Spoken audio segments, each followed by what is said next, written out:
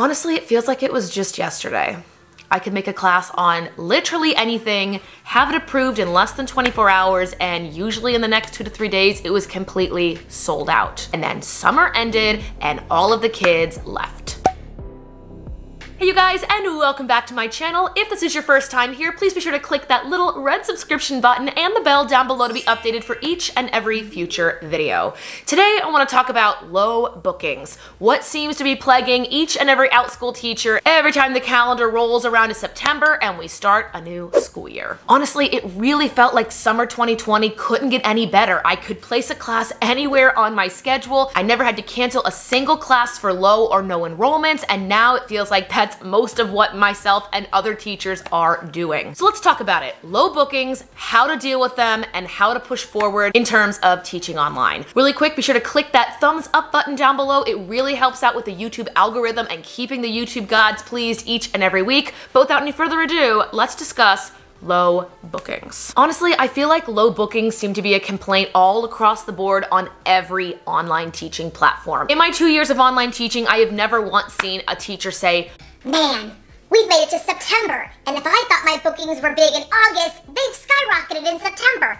It usually goes, "I had such great bookings in the summer, I thought I was doing great, and now I must be a horrible teacher. People are leaving my classes, enrollment is dropping, I'm losing classes and money, what am I doing wrong?" If that is you, 9 times out of 10, I can promise you that this is a temporary thing. Students are going back to school. In this case, we are in a pandemic. Parents are probably figuring out what days kids are going back on maybe a hybrid schedule or still work from home or school from home. So honestly, I'm not saying this is something we shouldn't have expected. I'm just saying that this year, out of all the years I've been an online teacher, it seems that 2020 seems to be either riding the highs or riding the lows in terms of enrollment and pretty much else here in the year 2020. In my experience, I was only offering about 20% of the amount of classes I was offering in August because I was, again, going back to brick and mortar teaching. I was doing 5 days a week face-to-face in the classroom. So my times to teach really were before school, after school, and on the weekends. And if you missed it, I will put up above my current teaching schedule.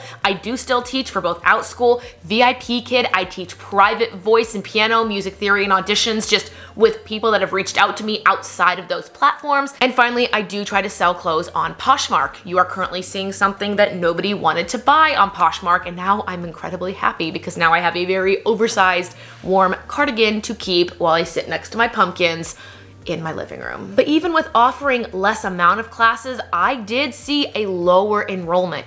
In the summer, there were a certain amount of classes I knew I could put on my calendar between 2 and 4 p.m. Eastern, and I knew they would fill up every single time I would get that email that I had a full class, fully booked, back to back to back.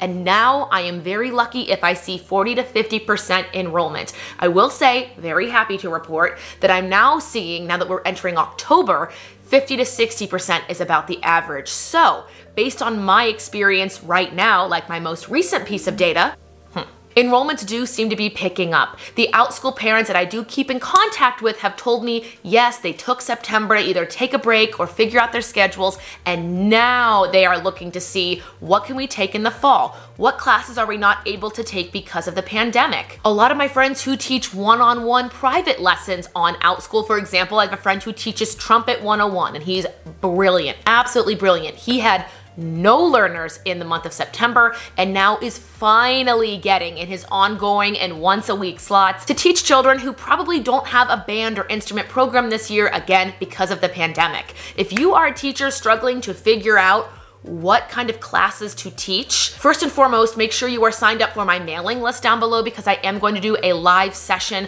with, I'll say maybe 20 to 30 of you guys. I'm not sure yet, I'm gonna figure out the logistics, but one piece of advice we'll discuss in that class is figuring out how to create your classes, what to create, and how to market it. And one of the big things we'll talk about is brainstorming what students and their parents want or need.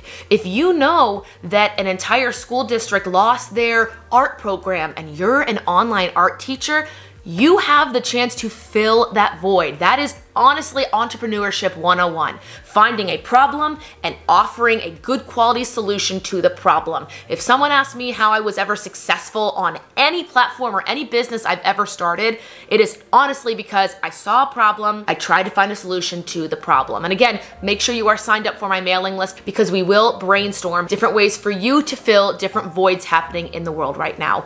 Every teacher has a gift, every teacher is so differently talented, so no two teachers are going to be alike or identical in what they can bring to the table. And I want to help out any teacher who's just trying to fill in voids and provide opportunities for students to keep learning in a time when they've already lost so much. So short and sweet, yes, I was dealing with a lot of low bookings in the middle of September. It was frustrating at times. I did also wonder what I was doing wrong. Was something changing on the Outschool platform? But now looking back, I'm really thankful that I did have to deal with those low bookings because now it will make me more grateful when I am fully booked once again. It also let me have some time to adjust to full-time teaching. And of course, we always talk about not putting all of your eggs in one basket. I was very thankful that I still had other sources of income to rely on, like VIPKID. Some teachers are reaching out to other companies like Say ABC, Magic Ears.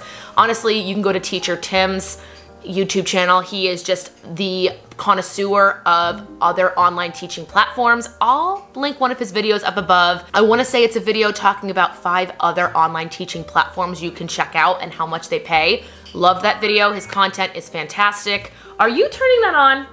That's you.